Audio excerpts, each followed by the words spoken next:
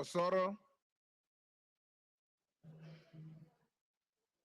Thank you very much, Honorable Speaker. Honorable Speaker, from the onset, I want to state that I support this motion entirely without putting or proposing to put a comma or full stop on any ground that has been placed here, Honorable Speaker.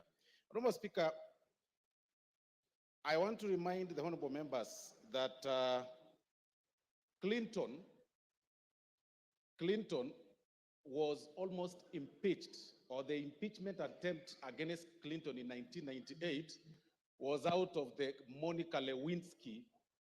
Read your history properly. He was actually impeached. Exactly. Monica Lewinsky matter. Of course, it was overturned later by the courts and other issues, but I'm saying it was out of that scandal, the very small scandal of the sexual scandal in White House. Honorable Speaker, I want first to start by proposing this question, Honorable Speaker, to honorable members.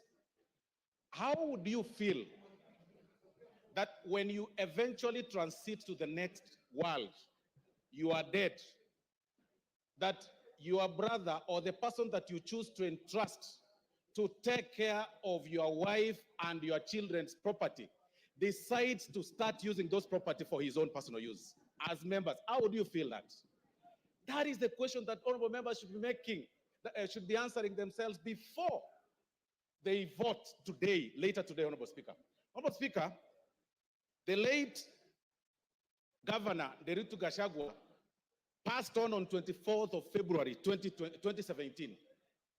Between 2017, Honorable Speaker, to 2024, it is indeed true that the late governor then, amongst Mwai, Madenge, and Joroge, he entrusted Mr. Rigathi, the deputy president, as the executor of his will. But, Honorable Speaker, between 2017 and 2024, the property that, and this is, Honorable Speaker, is in the documents that Mwengi Mutusa has shared, Honorable Mwengi Mutusa has shared with us and tabled in this house, that between 2017 and 2024, he's been able to alter or tamper with those companies, make himself directors in some of those companies, transfer some of those properties to himself, disinherit some of the beneficiaries, the kids of the late, and put them to himself. And then one particular case, Honorable Speaker, is the Olive Garden Realtors, Honorable Speaker, that was actually altered on 2nd of March 2022, using the position of power to his own advantage, Honorable Speaker. How can you explain that? He will then tell you, Honorable Speaker, that I bought, it's willing buyer, willing seller. Really? Does it mean that all your money that you've acquired, which is also questionable, the only property that you could identify is the property that is under the care or is supposed to help the family and the widows of your late brother? How wicked can we be? Then you come in full glare of camera and tell the members of the public that please let my brother rest in peace. I decided to hold this property in trust for them, when the brother, the kids, the widows, and the daughters and sons of the late are languishing in poverty and complaining and crying. It is total shame. You cannot use your position for that. Honorable Speaker, these are practical examples, and I'm telling honorable members to acquit themselves and go through ground 7, Honorable Speaker. It is actually on page 16 to 30. This is nothing but gross violation of the law, Honorable Speaker, taking advantage of their own power, Honorable Speaker. Honorable Speaker, and even to prove that, you will realize that those companies, by the time the companies some of them were being registered, the new ones, and the time the transfer of these properties were taking place, Honorable Speaker, the whole thing is actually contemporaneous. You need not to be a rocket scientist to know that clearly this is fraud and this is this was taking advantage of the late. I want to remind the Honorable Deputy President of the good book in the book of Proverbs chapter 15, verse 25, that the Lord will tear, that's what the Bible says, that the Lord will tear down the house of the proud, but he will establish the boundary of the widow. That is why we are here today. If there is no other reason that has brought us here, Honorable Speaker, it is to protect the family that is being disinherited of their property under coercion, blackmail, and threats. If there is no other reason, Honorable Speaker.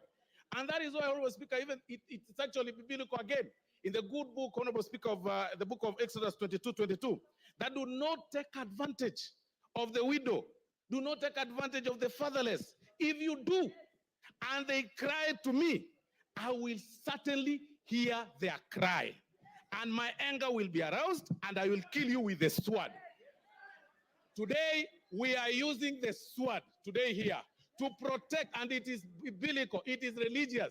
Today, we are using the sword to impeach you, just to protect the children that are suffering, that you threatened, that you blackmailed, that you told that if you dare speak or utter a word, I am the Deputy President of Kenya, elected by 7.2 million people. I will finish you. Finish who? We will finish you today in this floor of the House. Honorable Speaker, I mean, there is nothing more for me, Honorable Speaker, on this matter. There is nothing more than cabinalism. I mean, really, like you are left under the care of the properties of your brother. Then you take them to your advantage. Your immediate brother. Then on TV you tell us that, you know, in the will, my brother gave me, and then he gave my wife, then he gave my sons. What about his children? What about his widows?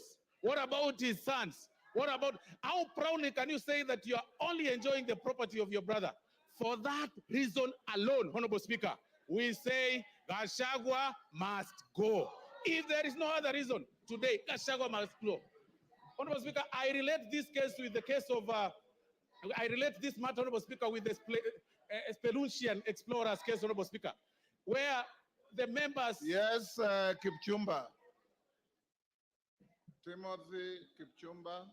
Honorable Speaker, I rise pursuant to Standing Order number 91 on the issue of statement of facts. Honorable Speaker, is it in order for the Honorable Osoro to claim that the Honorable Rigathi Gachagua disinherited the wife of the late brother?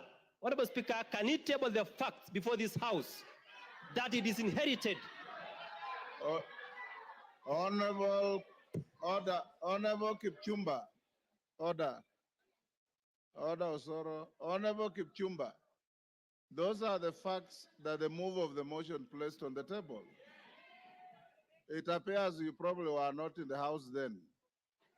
Finish up, Osoro. Honorable Speaker, I'll refer the honorable member to pages 16 to 30 of this very motion that was tabled in this House, Honorable Speaker. And these are facts. And I've also said that, Honorable Speaker, on this particular matter, the threshold is on the 2/3, and we're also working on the balance of probability. We are looking at this matter on how the facts relate or place themselves on the table from the transfer of the properties and also the registration of the companies. I mean, it is clear, the facts are contemporaneous. Nobody, unless you don't need to be a rocket scientist to identify this whole thing, Honorable Speaker. And that is why, Honorable Speaker, for this reason, for this very reason, Honorable Speaker, I want to say that I support the impeachment. Please, let's make it early. Even if it's at 6, Rigathi Gachagua must go. TJ Kajwang.